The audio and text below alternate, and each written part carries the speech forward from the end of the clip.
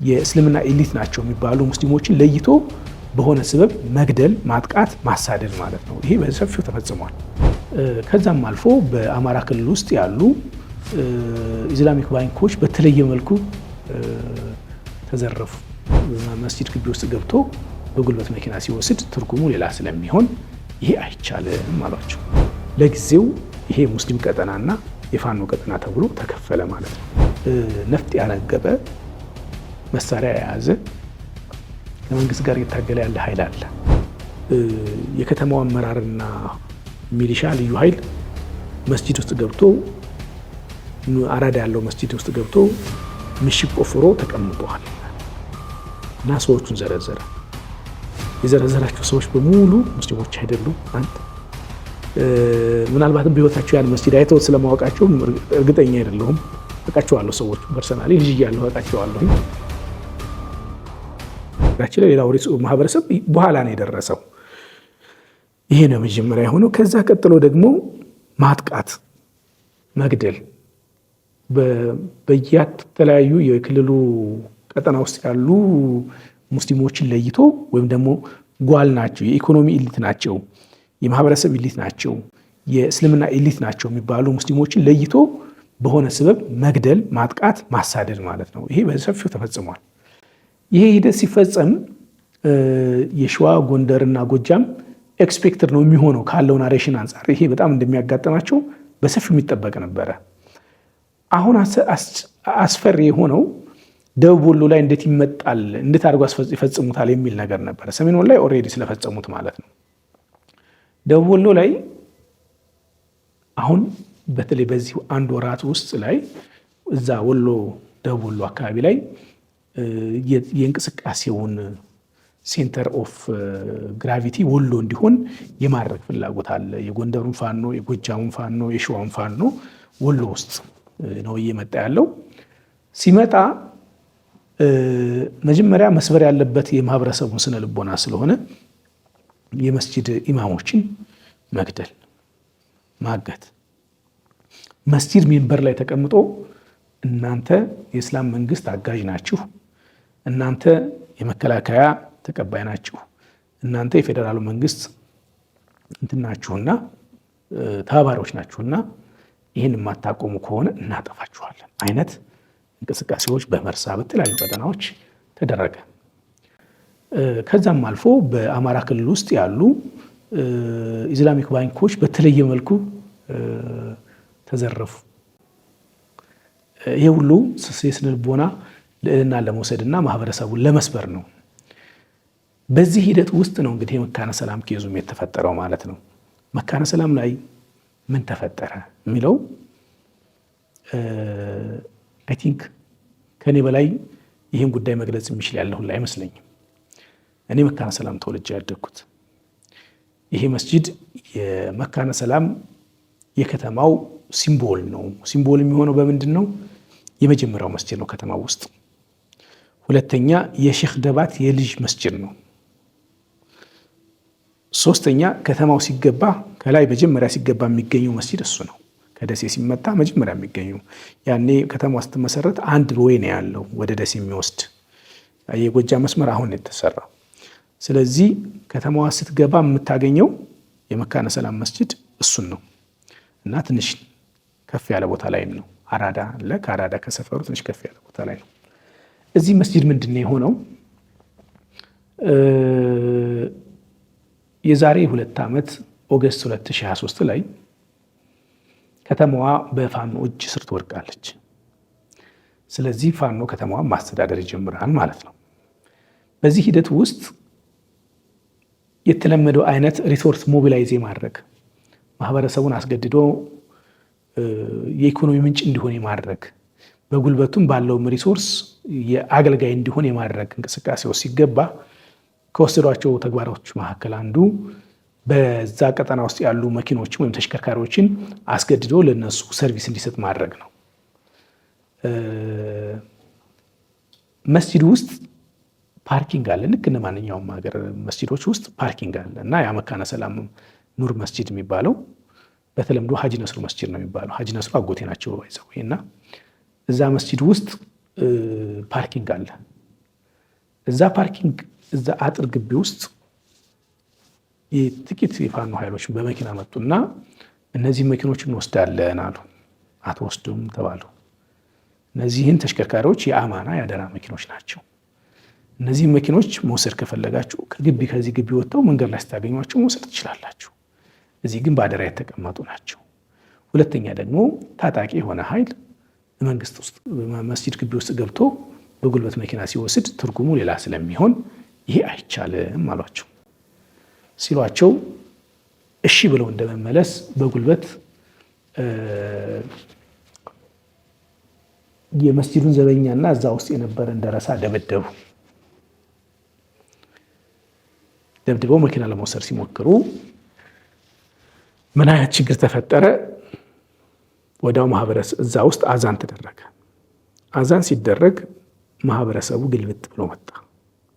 እንደነገርኩ ያ ቀጠና በእንደዚህ ያለ ነገር ተደፍሮ አያውቅም።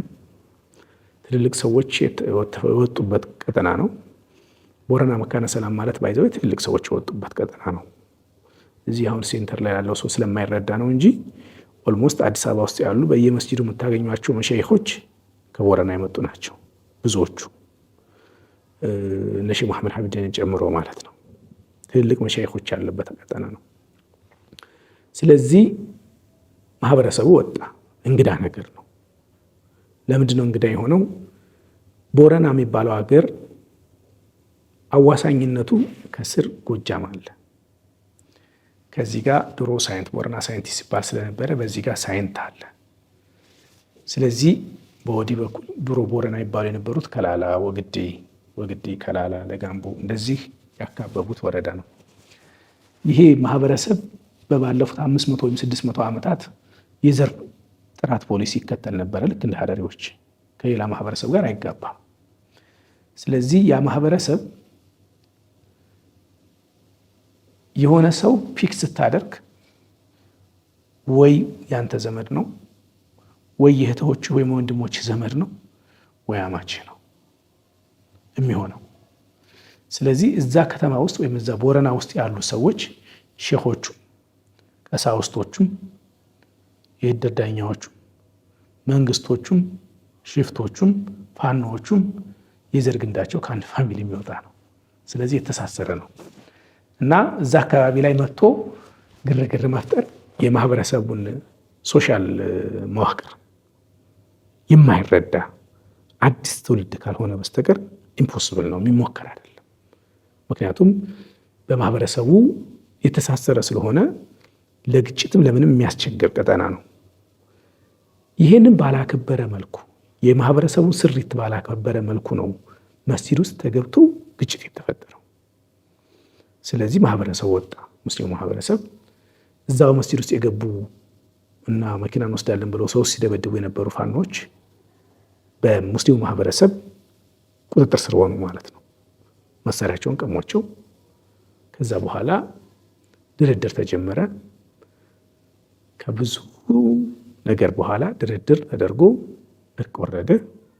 ለጊዜው ይሄ ሙስሊም ቀጠናና የፋኖ ቀጠና ተብሎ ተከፈለ ማለት ነው። ጉዳዩ አሁን እንግዲህ እንደምትረዳው ፋኖ ፖለቲካል ተቋም ነው። ከመንግስት ጋር ግጭት ያለው፣ ከፌዴራል መንግስት ጋር ግጭት ያለው ነፍጥ ያነገበ ኃይል ነው። ይሄ ኃይል እየታገልኩ ነው ብሎ የሚያስበውም እና የሚናገረውም ለአማራ ህዝቦች ብሎ ነው እየታገልኩ ያለው የሚለው።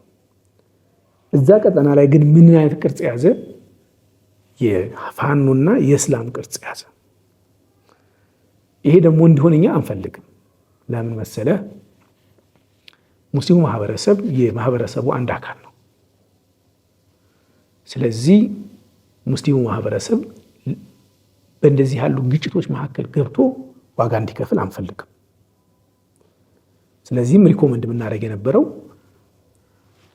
ሙስሊሙ ማህበረሰብ እንደ ክርስቲያኑ ማህበረሰብ ሁሉ ከመንግስት የሚጠበቅበትን ነገር ያደርጋል።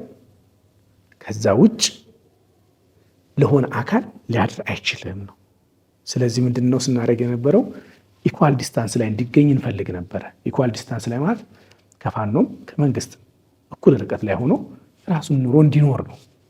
እንጂ የሆነ አካል መጠቀሚያ እንዲሆን አንፈልግም ነበረ። ይህን የምናደርገው ለምንድን ነው?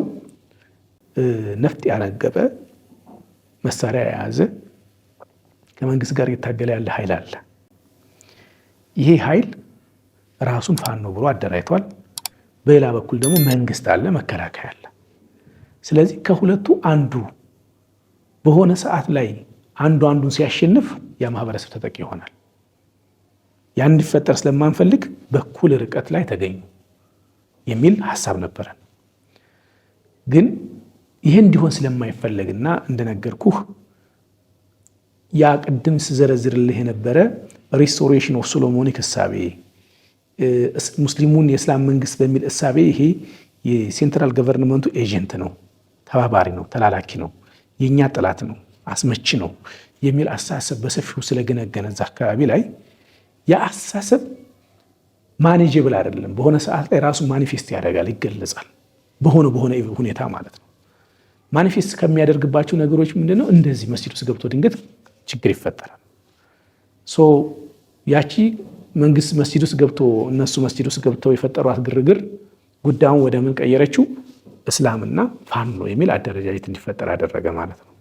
ይህ እንዲሆን ግን ሁላችንም ስለማንፈልገው ርብርብ ተደርጎ እርቅ ተደርጎ ከዛ በኋላ እናንተ አምጻችኋል፣ የራሳችሁ ጉዳይ ነው፣ ጉዳያችሁን ከመንግስት ጋር ጨርሱ፣ እኛ ህዝቦች ነን፣ ከእናንተ ጋር የሚያገናኝን ነገር የለም፣ መስጂዳችን ውስጥ ግን እንዳትገቡ። ሁለተኛ ከዛ ውጭ ከመንግስት ጋር በምታደርጉት ትግል የእናንተም ተባባሪ አይደለንም፣ የእናንተ ረዳትም አይደለንም። በዚህ ጉዳይ ልናግዛችሁም ልንረዳችሁም አንችልም። እንደ ማንኛውም እንደ ኦርቶዶክሱ እንደሚኖረው ሙስሊሙም ይኖራል።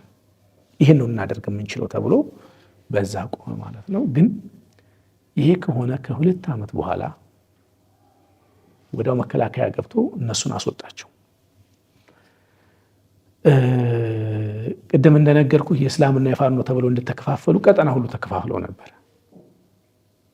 ከዚህ ወደዚህ የሙስሊም ወጣቱ ያስተዳድራል፣ ከዚህ ወደዚህ ያለውን ፋኖ ያስተዳድራል።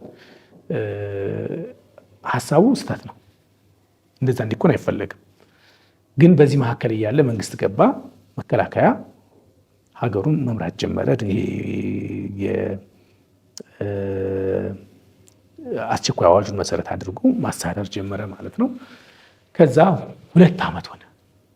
2 ዓመት ሆነና በ2 ዓመቱ ባለፈው ቅዳሜ ዕለት መስከረም 17 አይ ቲንክ ፋኖ መልሶ ከተማዋን ተቆጣጠረ። የዛን ቀን ምንድነው የሆነው? ፋኖ ገና ወደ ከተማ ለመግባት ሲሞክር መከላከያ ከከተማዋ 10 ኪሎ ሜትር እረኛ ቀብር የሚባል አለ። ከከተማዋ ርቀህ ከተማዋ አራዳ አለ። ከአራዳ ቀጥሎ ትንሽ መካከል ላይ 1 ኪሎ ሜትር አካባቢ 1 ኪሎ ሜትር አይሆንም 500 ሜትር እንደሄድክ መስጂዱ አለ። አራዳ ውስጥ ነው ያለው መስጂዱ። ትንሽ አለፍ እንዳልክ ወደ 2 ኪሎ ሜትር ጁኒየር ትምህርት ቤት አለ። ቦረና ኤሌመንታሪ ስኩል የሚባለው የጥንት 1945 የተመሰረተ ትምህርት ቤት። ያንን መከላከያ ካምፕ አድርጎታል። መከላከያ ከዛ ሽሽቶ ሚሊሻ መከላከያ አመራር ምናምን ሆነው ሸሽተው ወይም ደግሞ በዚህ በኩል ፋኖ እየመጣ ስለሆነ መካከል ላይ ሰርክል ውስጥ እንዳይከተም በሚል ሄደዋል። ወደ 10 ኪሎ ሜትር ርቀው እረኛ ቀበሌ የሚባል ከተማ ላይ ወይም አካባቢ ላይ ተቀምጠዋል። ከተማ አይደለም አክቹዋሊ መካከል ላይ ቦረዳ የሚባለው ወንዝ አለ። አሁን ሙሉ በሙሉ ከተማው በማን ቁጥጥር ስር ነው ማለት ነው? በፋኖ ስር ነው። 10 ሰዓት ላይ ልክ ፋኖ 10 ሰዓት 11 ሰዓት ላይ ከተማዋን ሲይዝ ከመያዙ ወይም ከተማዋን ለትጠጋ ስትል ሙሉ መረጃ ተሰጥቷል ነው ከማለት ከሙስሊም ውጭ ያለው ማህበረሰብ ተነግሮታል። ባይዘው ፋኖ እንደሚገባ በዚህ ሰዓት ሙሉ መረጃ ነበር። ከዛም አልፎ ሶሻል ሚዲያ ላይ ፖስቶች ይለጠፉ ነበረ። አንድ ፋኖ ውስጥ ያለ ሰው የሚታወቅ ፔጅ በውስጡ 5 ሰዎች የሚንቀሳቀሱበት ፔጅ ቀድሞ ምን አይነት ምስል ለቀቀ? 2 ፖስቶች ለቀቀ። የመጀመሪያው የከተማው አመራርና ሚሊሻ ልዩ ኃይል መስጂድ ውስጥ ገብቶ አራዳ ያለው መስጂድ ውስጥ ገብቶ ምሽግ ቆፍሮ ተቀምጧል እና ሰዎቹን ዘረዘረ። የዘረዘራቸው ሰዎች በሙሉ ሙስሊሞች አይደሉም። አንድ ምናልባትም በህይወታቸው ያን መስጂድ አይተው ስለማወቃቸው እርግጠኛ አይደለሁም። አውቃቸዋለሁ፣ ሰዎች ፐርሰናሊ ልጅ እያለሁ አውቃቸዋለሁኝ። ከልጅነት ጀምሮ እዛ አመራር ሆነው የኖሩ ሰዎች ናቸው። ስለዚህ እኔ ይሄ ፖስት ሲለቀቅ ዓላማው ግልጽ ነው። አየህ መስጂዱ ታርጌትድ ሆኗል ማለት ነው። ስለዚህ መስጂዱ እንዲመታ ወይም መስጂድ ውስጥ ተገብቶ ለሚሰራ ወንጀል ቀድሞ የራሽናላይዜሽን እና ጀስቲፊኬሽን ስራ የተሰራ ነው፣ የማመቻቸት ስራ የተሰራ ነው። አየህ ስለዚህ ግን ችግሩ ሙስሊሙ ማህበረሰብ ከዚህ ውስጥ ይህንን ከቁም ነገር አልወሰደውም ይመስለኛል። ማለት መስጂዱ ግልጽ ነው፣ ጫካ የለውም። እንደዚህ ስትወጣ በመኪና መንገድ ስትመጣ መኪናው መንገድ አስፓልቱ ዳር ነው መስጂዱ ያለው። ወደ ውስጥ የገባ አይደለም፣ ጫካ የለውም፣ ግልጥ ያለ ቦታ ነው። ለምንም ነገር የሚመች አይደለም መስጂዱ። እንደዚህ ላይ ስትራቴጂ የጦር ስትራቴጂክ አይነት ባህሪ የለውም መስጂዱ። ስለዚህ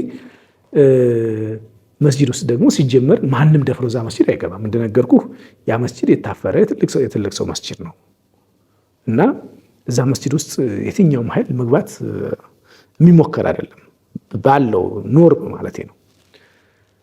ከዛ በኋላ ማታ ልክ አዛን ተደርጎ ኢሻ ሶላት እንደተሰገደ ፋኖቹ መስጂድ እየሄዱ ነው፣ ወደ መስጂድ እየከበቡ ነው የሚል መረጃ ደረሰንና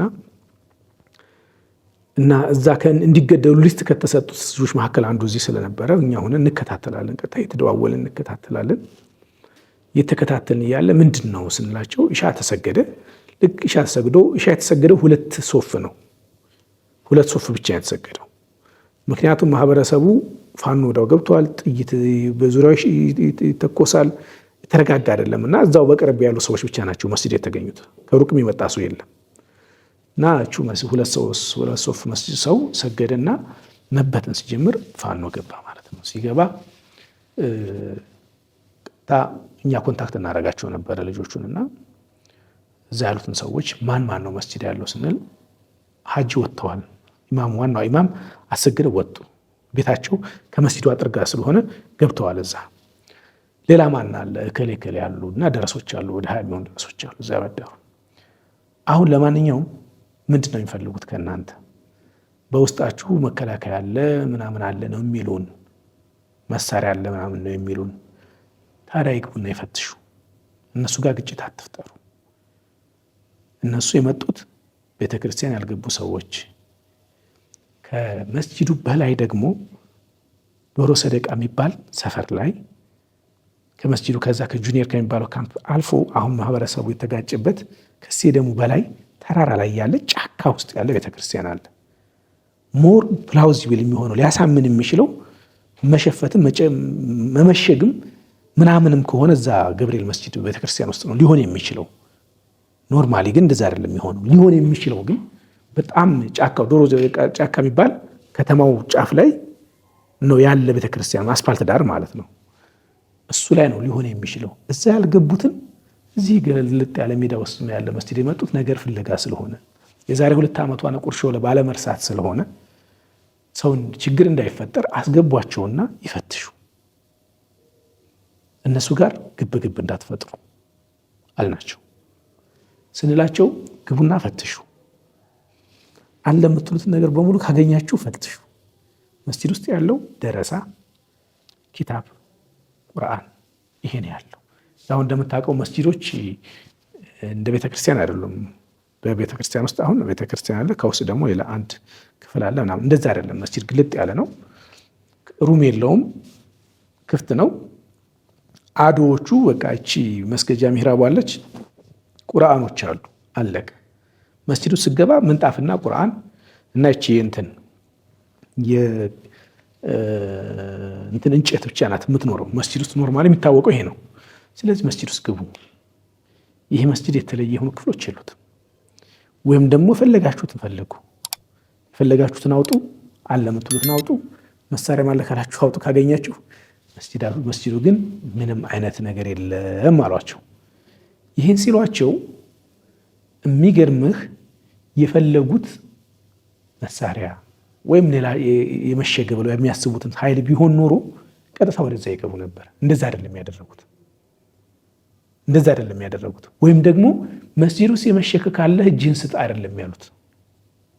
ቀጥታ መስጂድ ውስጥ ግቡ ሲሏቸው በር ላይ ያሉትን የ70 ዓመት የመስጂዱን አገልጋይ ነው የመቷቸው። እሳቸውን ገለው መስጂድ ውስጥ ገብተው ይሄ በጣም አሳፋሪ ስድብ አለ አይደል? የብልግና ስድብ እንት ጥንብ እስላም እኔ ያሳመነው ልጅ ምናምን እያሉ ነው የረሽኗቸው። ሲረሽኗቸው ደግሞ ዝርዝር ይዘዋል። እንትና የት አለ እያሉ ማለት ነው። ኦልሞስት ወደ 9 ሰው አካባቢ ዝርዝር አላቸው። 6 ሰው 7 ሰው አካባቢ አይ ቲንክ ዝርዝር አላቸው። እንደ አጋጣሚ ማን አለ እዛ መስጂድ ውስጥ ኢሻ ተሰግዶ ገና እየተወጣ ስለሆነ ምክትል ኢማሙ አሉ። የከተማው የመጅሊስ ምክትል ኃላፊ ናቸው። የከተማው የመጅሊስ ወጣቶች ክንፍ ኃላፊ አለ። ሙአዚኑ አሉ፣ ኻዳሚዎች አሉ። ስለዚህ ከነዚህ ውስጥ መሪዎቹን ነው የገደሏቸው። ከገደሏቸው በኋላ እኛ ረሽኗቸው ሲሉ ነው እኔ ወዲያው በቃ ጨፈጭፏቸው የሚለውን ፖስት ይለጠቀቁት ማለት ነውና በተቻለ መጠን ጉዳዩን ለማለዘብ እና እዛ አካባቢ ደግሞ ለምሳሌ አንዱ ተመቶ ቆስሎ ነበረ። ያን የቆሰሉትን 2 ሰዎች ሕክምና እንዲያገኙ ሙከራ እያደረግን ነበር፣ ግን ምንም ማድረግ አልተቻለም። ከገደሏቸው በኋላ መስጂዱን ከበው የልጁ ሕይወት እስኪወጣ ድረስ ኦልሞስት ወደ 3 ሰዓት አካባቢ ማስወጣት አልቻሉም፣ ከለከሉ። ምሽት ነው፣ ከ2 ሰዓት በኋላ ነው። ጨለማን ተገና አድርገው ነው የገደሏቸው። በጣም በሚያሳፍር መልኩ ግን ዝርዝር ነበራቸው፣ የስም ዝርዝር ነበራቸው።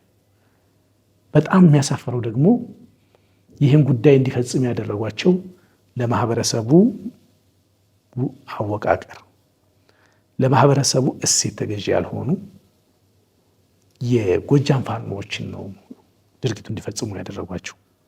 ይዟቸው የመሩጡት ግን የዛው አካባቢ ተወላጅ ፋኖዎች ናቸው። ይሄ በጣም ነውር ነው ማለት በየትኛውም የዓለም ሕግ መስጂድ ውስጥ ገብተህ ሲቪሊያን የሃይማኖት መሪን መረሽን እጅግ በጣም ነውር ነው። የምታውቃቸው ሰዎች አንደኛው ሆነ አብዱ ሰመድ የሚባለው ልጅ እንትን የሚሰራ ጂፕሰም እየሰራ የሚኖር ልጅ ነው። በቃ ራሱን ለማሳደግ የሚሮጥ የሚለፋ አይነት ልጅ ነው። ጂፕሰም ይሰራል ምናምን ይቀርጽ ኦልሞስት የዚህ አይነት ስራ የሚሰራ ልጆች ያሉት 5 ልጆች ያሉት ሰው ነው። ሼክ ጀማል የሚባሉት ቅድም እንደነገርኩ የመስጂዱ ምክትል ኢማምና እንደዚሁ 5 ልጆች ያሏቸው የመጅሊሱ ምክትል ኃላፊ የሆኑ ሰው ናቸው። ይሄ የ70 ዓመቱ ሽማግሌ ደግሞ ኦልሞስት መስጂድ ውስጥ እዛው የሚያድሩ እዛው የሚኖሩ መስጂዱን በመጠበቅም የሚخدሙ አይነት ሽማግሌ ናቸው። ሌላ አንደኛው ቃሲም የሚባለው ልጅ በሱ ላይ ባይዘው ኋላ ብዙ የደረቱበት ነገር አለ። እሱን ለብቻ ያዋለሁኝ። ከዚህ በፊት ውትድርና ውስጥ የነበረ ከዛ ተመልሶ መጥቶ የግሉን ህይወት የሚኖር በመጨረሻ አዛ ባለው በመስጂድ ውስጥ ባለው እንቅስቃሴ የመስጂድ ወጣቶች ክንፍ ኃላፊ ያደረጉት የመጅሊስ ኢማም የመጅሊሱ አመራር ነው። እነዚህ ልጆችና ነጥለው ከገደሉ በኋላ ደረሶችን አልገደሏቸውም። በዛ መልኩ ታደረ። እኛ ማህበረሰቡ ያው እንግዲህ የነበረው ስሪት ከባድ ስለሆነ ያ ማህበረሰብ ወጥቶ ሌላ ችግር እንዳይፈጥር እንግዲህ ተሞክሮ የማያውቅ ማህበረሰብ ነው ብያለሁ። ለምን ተነካን የሚል ማህበረሰብ ነው። የቦረና ደግሞ ስሪቱም ትንሽ ይለያል ከወሎ ማህበረሰብ ትንሽ ወጣ ያለ የዱለኝነት ባህሪ ያለው እና ሌላ ችግር እንዲፈጠር በቃ በጣም ፈርተናል። በቃ እንዳይፈጠር ማለት ነውና ያን ማኔጅ እንዴት እናደርገው፣ ይሄን ጉዳይ እንዴት አድርገን እናለዝበው፣ ይሄን ጉዳይ የህዝብ እልቂት የእርስ በርስ እልቂት እንዳይፈጥር በተቻለ መጠን ጉዳዩን መንግስት ማኔጅ እንዲያደርገው በሚል ሁላችንም መከላከያ እና እዛ አካባቢ ያሉ አመራሮች ጋር በቃ አዳራችንን ስንደውል ምን ስል እናደር ነው።